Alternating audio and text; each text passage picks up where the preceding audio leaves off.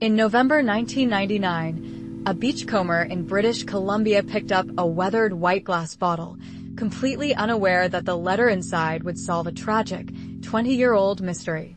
But this was not a romantic note from a lost sailor.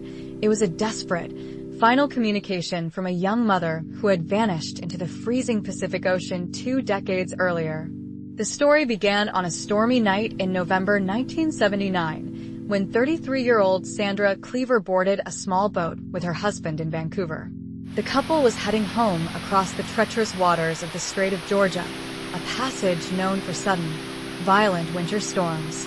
Hours into the journey, massive waves began battering their small vessel, cutting off their communications and disabling the engine. As the boat began taking on water and sinking into the black depths, Sandra realized they were not going to survive the night.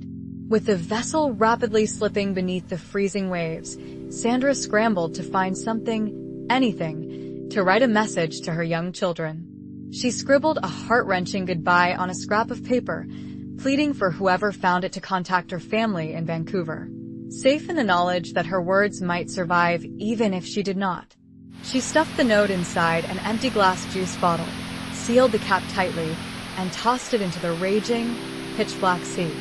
Moments later, the vessel capsized, throwing both Sandra and her husband into the hypothermic waters of the Pacific.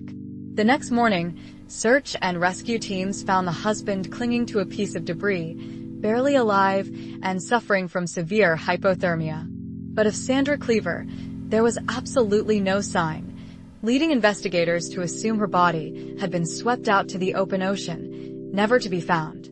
For weeks, local police conducted aerial and nautical searches, but the vastness of the Pacific Northwest coastline made recovery efforts nearly impossible.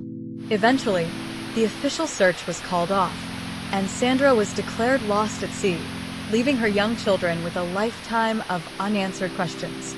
As the years bled into decades, the memory of that tragic night faded from the headlines, remaining only as a painful scar for Sandra's surviving family.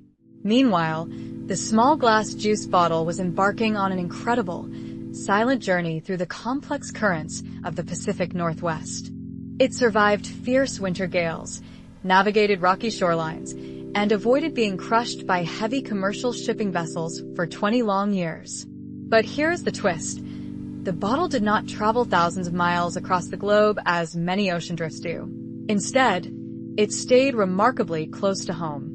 It slowly circled the tidal estuaries and hidden inlets of Vancouver Island, hiding in plain sight along one of the most rugged coasts in North America.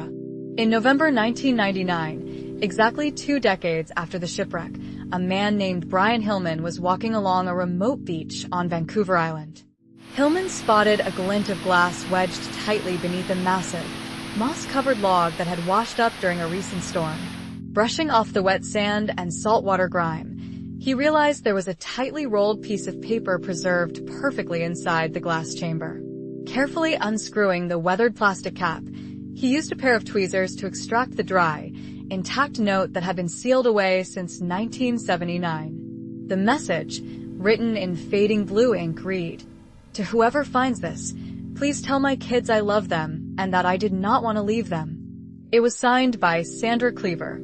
Stunned by the emotional weight of the note, Hillman immediately contacted the local Royal Canadian Mounted Police Detachment to report his bizarre find. The police were initially skeptical, wondering if the letter was a cruel hoax or an elaborate prank designed to mimic an old tragedy. They reopened the long-dormant archives, searching for any record of a missing person case matching the name Sandra Cleaver from 20 years prior. To their astonishment, they found the 1979 shipwreck file, noting that Sandra's body had never been recovered and she had been presumed drowned. Forensic experts analyzed the ink, the paper, and the degradation of the plastic cap, confirming that the bottle had indeed been floating in salt water for 2 decades. The discovery sent shockwaves through Sandra's family, who had spent 20 years wondering what her final, terrifying moments had been like. Her children, now adults, were suddenly forced to confront the past. The police arranged a meeting to deliver the note to Sandra's son, who was just a young boy when his mother vanished into the sea.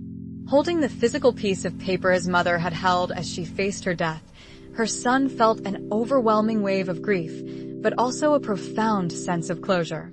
For 20 years, he had harbored a subconscious fear that his mother might have abandoned them, a common psychological scar for children of missing persons. But this message, preserved in a simple juice bottle, proved beyond any doubt that her final, desperate thoughts were entirely focused on her deep love for them. The letter also allowed the Canadian government to officially resolve the cold case, providing a definitive, historical conclusion to the tragedy of 1979. The story of Sandra Cleaver's message captured the hearts of people worldwide, illustrating the miraculous ways the ocean can sometimes return what it takes. Oceanographers used the bottle's discovery to study tidal patterns in the Strait of Georgia, turning a human tragedy into valuable scientific data about coastal currents. The bottle itself was eventually preserved by the family, kept as a sacred heirloom that represents the unbreakable bond between a mother and her children. This extraordinary case teaches us that while the sea can swallow lives and bury secrets, the truth has a mysterious, unstoppable way of rising to the surface when we need it most.